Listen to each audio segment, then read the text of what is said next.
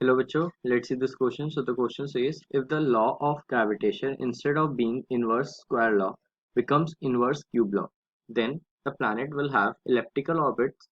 Kepler's law of areas does not hold good. The projectile motion of a stone thrown by a hand on the surface of the earth will approximately parabolic. Option 4 is, there will be no gravitational force inside a spherical shell of uniform density. So the key concept of the question is gravitational force.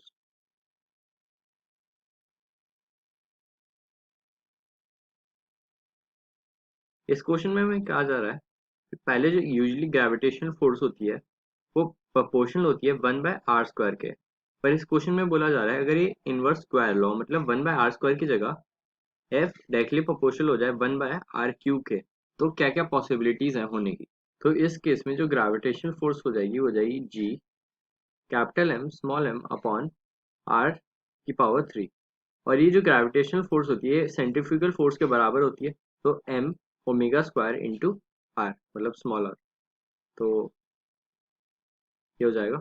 तो small m से small m cancel हो जाएगा और अगर हम omega की value 2 pi upon capital T put कर देते हैं इस फॉर्मूले में, तो ये कुछ आ जाएगा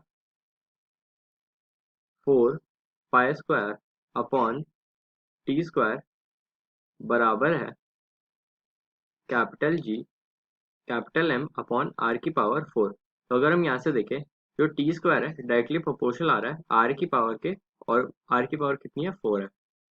और पहले यूजुअली केपलर्स लॉ के थ्रू जो आर की पावर होती थी वो r3 होती थी, तो उस केस में इलेप्टिकल ऑर्बिट्स होती थी। पर इस केस में अगर हम देखें टी डायरेक्टली प्रोपोर्शनल आ रहा है r² के, अगर हम दोनों तरफ रूट कर दें तो टी डायरेक्टली प्रोपोर्शनल आ रहा है r² के, और ये जो पाथ होगा इस केस में जो ऑर्बिट का पाथ होगा वो पैराबोलिक हो जाएगा। और इस केस में जो केपलर्स के लॉ हैं वो तो वैलिड नहीं होंगे क्योंकि केपलर्स के लॉ इनवर्स स्क्वायर लॉ में ही फॉलो होते हैं। जब भी इनवर्स स्क्वायर लॉ फॉलो होता है Kepler's law will not be valid.